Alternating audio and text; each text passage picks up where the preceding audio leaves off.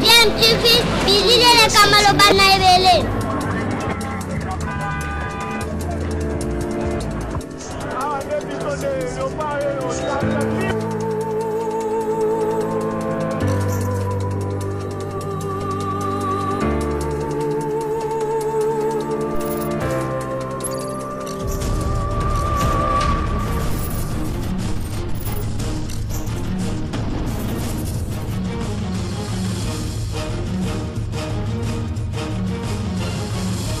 DMTV toujours en avant. Vous êtes sur DMTV, bonjour ou bonsoir, cela dépend à l'heure à laquelle vous nous suivez. Nous sommes heureux de vous retrouver, de savoir que vous êtes nombreux en train de suivre votre chaîne YouTube DMTV. DMTV, vous le savez, vous apporte l'actualité, mais aussi des analyses et des réflexions sur des sujets d'actualité, des faits sociaux ou encore des réalités telles que nous les vivons ici chez nous en République démocratique du Congo. Nous voulons échanger avec vous avec un sujet d'actualité, hein, mais avant, vous le savez, nous nous sommes donnés pour devoir ici de vous sensibiliser, de nous sensibiliser tous face à la problématique de cette maladie à coronavirus qui n'a pas encore été vaincue, je le rappelle.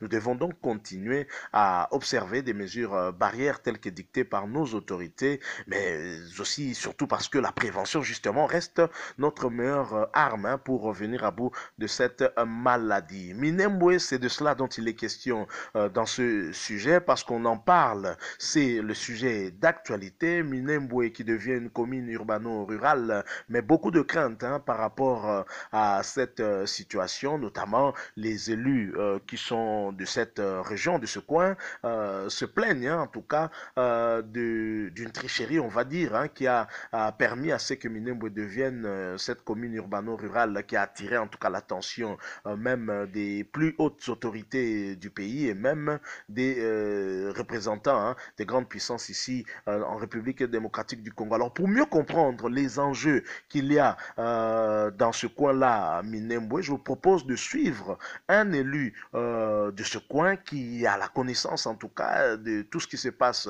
dans ce coin-là, qui nous explique un peu la genèse de cette affaire de Minembwe pour nous permettre en tout cas de comprendre quels sont les enjeux et pourquoi en sommes-nous arrivés à la situation d'aujourd'hui et quel rôle Azarias Roubaix-Ruamani ou à l'actuel ministre de la décentralisation joue dans cette affaire. Je rappelle que vous suivez votre chaîne DMTV. Vous n'êtes pas encore abonné, eh bien abonnez-vous, n'hésitez pas, cliquez sur ce bouton en rouge, il est écrit s'abonner et vous deviendrez automatiquement abonné de votre chaîne DMTV. N'oubliez pas aussi de cliquer sur une petite cloche de notification, elle apparaîtra tout de suite après que vous vous soyez abonné. Alors suivons cet extrait avec l'honorable Mohindo Nzangi qui nous donne en tout cas des détails sur cette affaire et qui nous permet d'avoir une idée précise sur ce qui se passe là-bas et sur les enjeux de l'heure, en tout cas par rapport à ce qui est en train d'être fait. Nous revenons tout de suite après. Et je voudrais vraiment vous dire les avant-propos. Exact. D'abord, ce sujet ne l'aborde pas sur l'angle communautaire. Il ne s'agit pas des députés qui sont contre telle communauté ou telle autre communauté telle que nous sommes en train de l'attendre quelque part. Il s'agit plutôt des ministres d'État. Azarias Roubaix-Ruamani, qui est ministre de la décentralisation et des réformes institutionnelles, qui a posé des actes contraires à la loi. Et donc lui, en tant que ministre, il est responsable devant le Parlement des actes qu'il pose. Et nous, en tant que députés, nous avons le mandat de pouvoir les contrôler. Et c'est dans ce cadre-là que j'ai initié une interpellation pour qu'il vienne répondre devant l'Assemblée nationale des actes qu'il a posés en tant que ministre. Donc, il faut que les gens les retiennent de cette manière-là. Qu'est-ce qui se passe? Minembwe, ce n'est pas la première fois que ça fait polémique dans ce pays. Les gens savent, je ne vais pas aller trop loin dans l'histoire, que lorsque les SCD c'était la branche armée du Rwanda. Je veux parler de la branche politique de l'armée rwandaise, puisqu'aujourd'hui aussi, nous célébrons le 5 octobre le retrait officiel des troupes rwandaises de la République démocratique du Congo. Exactement. Le Rwanda a envoyé des troupes En RDC, ces troupes ont occupé une partie du territoire. Ces troupes ont fait la première expérience de la balkanisation du pays, puisque le pays a été divisé pendant plus de 5 ans et le RCD a occupé une grande partie du territoire national. Et lorsque le RCD occupait le Sud Kivu, le RCD a créé un territoire qu'on appelle territoire de Minembwe. Ce territoire n'existait pas dans l'ordre administratif de ces pays. Ils ont seulement saucissonné sur une partie du territoire de Mwenga, une partie du territoire de Vira, une partie du territoire de Fizi, pour créer un nouveau territoire, donc prenant les terres qui appartenaient aux chefferies, au groupement des populations qui étaient là-bas. Je ne vais pas entrer dans les détails. Après la réunification, il y a eu un débat ici pendant le R+4, puisque le ministre Azalia Souroubérou, qui était à cette époque vice-président de la République démocratique du Congo, avait menacé de se retirer des institutions si on ne reconnaissait pas Minembwe comme territoire. Vous savez le débat qu'il y a eu, les Congolais se sont levés comme un seul homme, ils ont refusé que l'on prenne des terres qui appartenaient à d'autres chefferies, à d'autres groupements, qu'on les saucissonne pour en faire un territoire. Il a échoué, ça paraît ici. À l'époque même, il s'était retiré à Goma, je me souviens encore. Il s'était retiré à Goma avec les généraux, vous savez l'histoire de Minembwe. Donc ça ne commence pas aujourd'hui. Il était revenu à la charge, puisque malgré le fait que le territoire de Minembwe n'avait pas été reconnu comme tel, l'administrateur du territoire de Minembwe est resté en train d'administrer ce territoire-là. Donc ce territoire n'était pas, à proprement parler, sous contrôle de l'État jusqu'à 2007. Et en 2007, il y a eu un débat à l'Assemblée nationale où le ministre de l'Intérieur, Denis Kalume, avait été invité pour parler du dossier de Minembwe. Et le président Vital Kamerhe, à cette époque, avait demandé au ministre que c'était inacceptable qu'un territoire qui n'existait pas sur le plan administratif puisse continuer à exister dans les faits, où il y avait des autorités qui continuaient avec le système du RCD. Voilà comment les choses se sont passées. Et donc, à cette époque-là, ils ont nommé un fonctionnaire qu'on appelle chef de poste d'encadrement administratif, qui jusqu'hier était encore l'autorité qui administrait les postes d'encadrement administratif officiellement à territoire de Fizi, mais il est resté la seule autorité qui a le contrôle sur toute l'étendue de ce qui était le territoire de Minembwe. Et il faut le dire. C'est la configuration du RCD. C'est sous configuration RCD. Et il faut le dire, puisque les Congolais doivent le savoir, que depuis trop longtemps, cette partie-là, depuis pratiquement la fin de la guerre, que ce soit les autorités militaires, autorités de l'ANR, donc de renseignement, police et les chefs de poste d'encadrement administratif, ils sont d'une même tendance communautaire, ce qui crée des frustrations aux autres, puisqu'il faut le dire aussi, que cette commune n'est pas seulement habitée par une seule communauté. Elle est habitée par plusieurs communautés. C'est des terres qui appartenaient à des chefs coutumiers qui sont là, qui existent encore là-bas. Voilà. Mais deuxième étape, voici l'évolution maintenant. Il vient cette affaire des communes. Je crois que le ministre Azalia s'est recroquevillé sur la création d'une commune et il a proposé. Et vous savez, je vais le lire, puisque la loi sur les ETD, à son article 46, donne la définition d'une commune. Puisqu'on en parle, il faut que les gens puissent, nous soyons au même pied d'égalité. L'article dit ceci: au terme de la présente loi, il faut attendre par commune tout chef-lieu de territoire. Ça c'est un. Deux, toute subdivision de la ville ou toute agglomération ayant une population d'au moins 20 000 habitants, à laquelle un décret du Premier ministre aura conféré le statut de commune. Deuxième alinéa. Ce décret est pris sur proposition du ministre de la République ayant les affaires intérieures dans ses attributions, après avis conforme de l'Assemblée provinciale. La commune est subdivisée à quartiers, à groupements et à groupements incorporés. Ça veut dire quoi au niveau de la procédure? Lorsqu'on veut créer une nouvelle commune, le ministre de l'Intérieur donc le ministre national, pour qu'il y ait maintenant les vice-professeurs derrière, propose à une assemblée provinciale l'entité ou l'agglomération qui veut être érigée à commune. L'assemblée provinciale donne un avis de conformité. Cet avis-là, si l'avis n'est pas là, on ne peut pas créer la commune. C'est comme ça que, à 2019, le 7 octobre 2009, je dis bien, l'Assemblée provinciale Sud Kivu avait été saisie par le ministre de l'Intérieur et le ministre avait proposé la commune de Minembwe. L'Assemblée provinciale est allée voir si cette commune-là remplissait les critères. Puisque les critères de la loi, c'est que ça doit être une agglomération. Agglomération, ça veut dire qu'un endroit où les gens habitent ensemble et ils sont 20 000. Ils ont trouvé que Minembwe n'était pas une agglomération de 20 000 personnes. On parle de 200 000, 150 000 personnes d'ailleurs. L'Assemblée provinciale du Sud Kivu a refusé ou n'a pas donné l'avis favorable pour la création de la commune de Minembwe.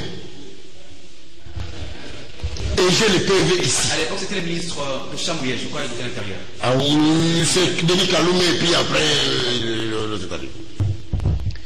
Je voudrais donner cette précision que donc ça ne répondait pas aux critères de la superficie de la population. De la superficie de la population, ce qu'on appelle aujourd'hui commune de Minembwe, c'est un ensemble de bourgades de 100 personnes, 300 personnes, mais éparpillées sur une très longue étendue, ça ne répond pas aux critères d'agglomération. C'est comme ça que l'Assemblée provinciale n'avait pas donné l'avis favorable. J'ai le PV ici. Oui. Je voudrais le dire en vous disant que dans ce processus, il y a eu une fraude. À quel niveau? Où est-ce que la fraude est arrivée? Oui. Si vous lisez le décret qui a été pris par le Premier ministre Matata Ponyo en 2013, le décret reprend la commune de Minembwe. Oui. Et se réfère, si vous le lisez, il se réfère au PV de l'Assemblée provinciale du 7 octobre 2007. Alors que ce PV-là ne reprend pas la commune de Minembwe. Voilà la fraude. Voilà la fraude dont on parle. C'est la fraude. Donc, cette commune a été insérée dans ce décret de manière frauduleuse. Alors que le décret lui-même fait référence à un PV, le PV qui ne reprend pas la commune de Minembwe. Beaucoup de problèmes. Donc, les gens se sont organisés ici à Kinshasa pour aller insérer dans ce décret Minembwe, alors que Minembwe n'avait pas reçu l'avis favorable de l'Assemblée provinciale. J'insiste sur ça, pourquoi? Puisque la fraude corrompt tout. Oui. Oui. Cette commune-là a été insérée de manière frauduleuse. Frauduleuse, je le dis. C'est comme ça que, lorsque les gens ont appris que Minembwe avait été créé comme commune alors que ça n'a pas reçu l'avis favorable, il y a eu des remous partout au Sud Kivu. Les chefs coutumiers ont écrit. Les évêques ont écrit pour dire vous ne pouvez pas faire ça, vous ne pouvez pas singulariser la situation de Minembwe. Sinon tout le monde peut se réveiller et créer sa bourgade, il fait de ça une ville ou il fait de ça une commune. On doit respecter la loi qui a établi des critères clairs. Voilà, nous sommes de retour. Hein. Vous venez de suivre là Honorable Moindo Nzangi, bien évidemment.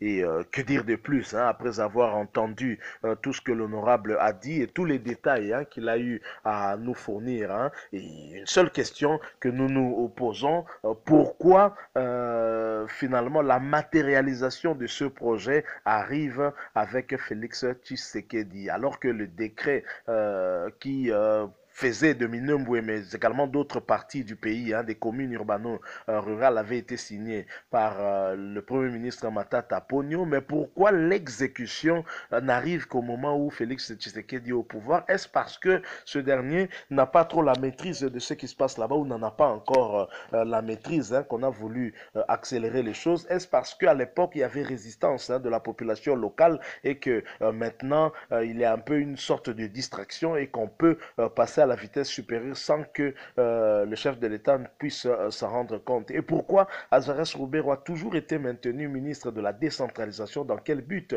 Est-ce que finalement ce n'était pas pour que l'objectif d'aujourd'hui soit atteint? Comment expliquer que quelque chose qu'Azarès Roubairo avait commencé en tant que rebelle hein, dans le RCD et qu'il vienne poursuivre ça dans le gouvernement et qu'il vienne terminer ça et sans autre forme de procès? C'est vraiment triste tout ce que nous vivons dans notre pays. Cette population de l'Est qui a été longtemps martyrisée et qui continue à être martyrisée va encore subir hein, avec ce qui se passe là-bas à Minembwe. En suivant l'honorable Moïndo Nzangi, j'ai personnellement eu de la chair des poules hein, et je pense que si nous avons un peu de sentiments patriotiques pour notre pays, nous devons tous dire non à ce qui se passe là-bas. Si une telle chose doit se passer, ça doit être en conformité avec la loi et visiblement, en suivant l'honorable Moïndo Nzangi, la procédure n'a pas du tout été respectée. C'est d'ailleurs dans ce cadre-là qu'il interpelle le ministre Azarias Roubairo.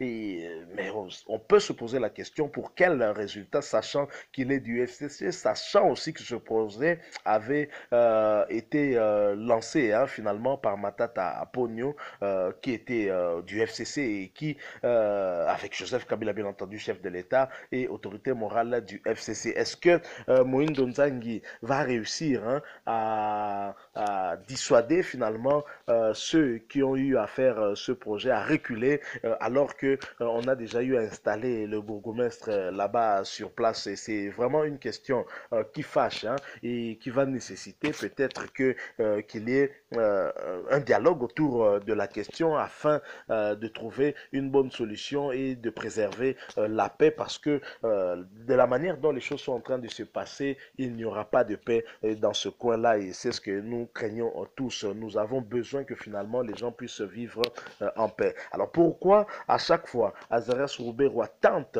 le forcing hein, pour faire de Minembwe un village hein, qui serait au Banyamulenge, alors qu'il y a des contestations sur les Banyamulenge? Certains préfèrent les appeler les Banyarwanda parce que très clairement ils sont venus du Rwanda, même si contester leur nationalité c'est une autre paire de manches. Hein. Là, c'est une autre question, mais l'origine, hein, on peut tous la retrouver en remontant tout simplement l'histoire, et je pense que le Belge est mieux placé pour nous aider. Mais nous n'allons pas revenir à ces querelles qui n'avancent pas le pays, mais la manière dont les choses sont en train de se passer, c'est comme si on est en train de créer des conditions pour préparer cette balkanisation que nous avons toujours eu à craindre. Et vous vous souviendrez que Lumumba disait déjà en 1960, en marge de l'accession de notre pays à l'indépendance, que l'éclatement du Congo, c'est demain. Voilà, nous sommes arrivés à la fin. Et il était question pour nous de vous proposer hein,